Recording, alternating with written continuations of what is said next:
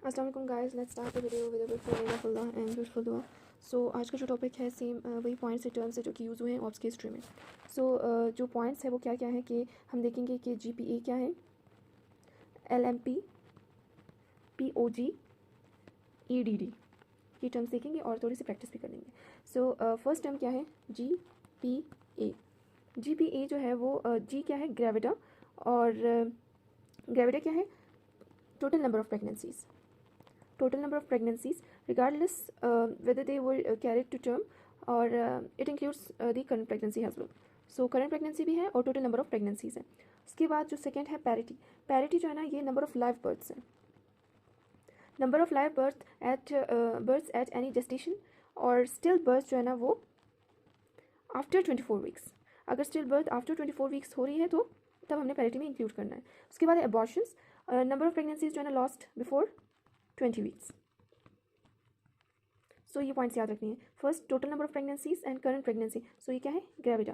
Parity क्या है, live births at any gestation, और स्टिल बर्थ जो है ना याद रखना है आफ्टर 24 वीक हो तब हम इंक्लूड करेंगे, और abortion 24 weeks before 24 week. Twin pregnancy हो तब हमने कैसे मेंशन करना है, ट्विन प्रेगनेंसी में पैरिटी को 2 और ग्रेविटा को 1 मेंशन करते हैं, ये भी इंपॉर्टेंट पॉइंट है। इसके बाद अगर प्रैक्टिस करें, करेंटली जो है ना प्रेग्नेंट वुमेन है और जेस्टेशनल एज जो है ना वो 30 वीक्स है और 2 चिल्ड्रंस हैं उसके।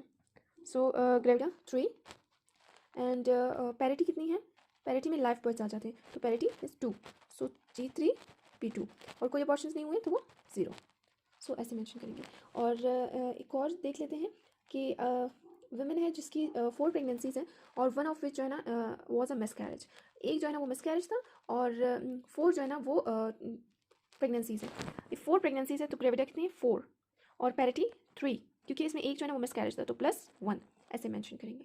और जो कि 12 वीक की प्रेग्नेंट है, करंटली प्रेग्नेंट है और delivering twins in previous pregnancy, और ट्विंस जो है डिलीवर किए हैं प्रीवियस प्रेगनेंसी में, और उसकी 6 मिसकैरेजेस हुए हैं।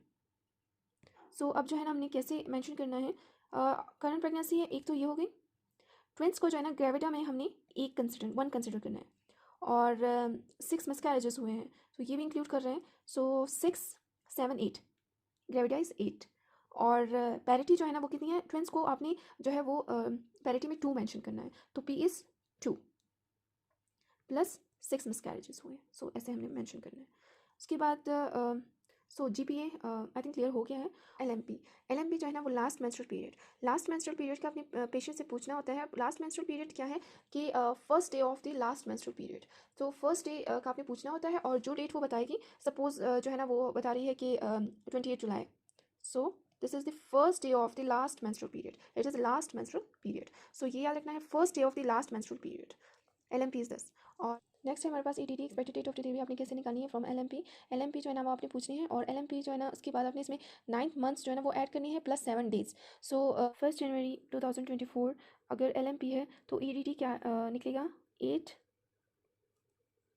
अक्टूबर 2024। इसमें 9th मंथ्स ऐड किए और 7 डेज ऐड किए, सो EDD 8 अक्टूबर निकलेगी। अब है POG। POG देख लेते हैं। POG क्या शो कर रहा है कि फॉर हाउ लॉन्ग जो है जो फीमेल है वो प्रेग्नेंट है, इज़ प्रेग्नेंट।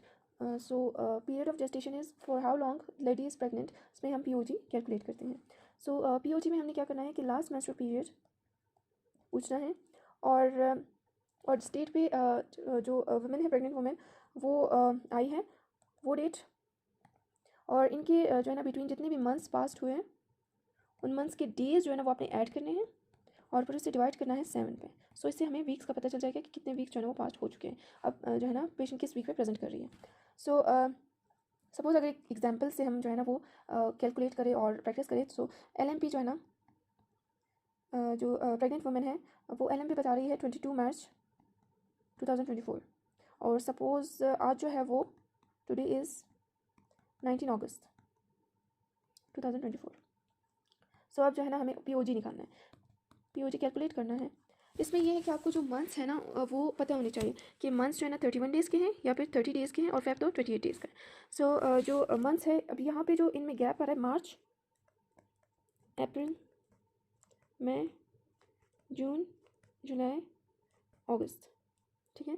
इसमें जो मार्च के हैं वो यहाँ पे 22 मार्च है, 22 मार्च है, तो 22 मार्च के बाद जो है ना वो कितने दिन है, 9।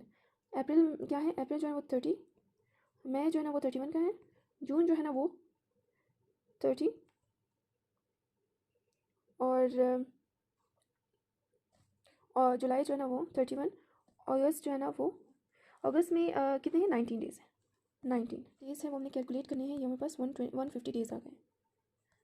अब डेज़ को जो है ना वो हमने डिवाइड करने हैं किस पे, 7 पे।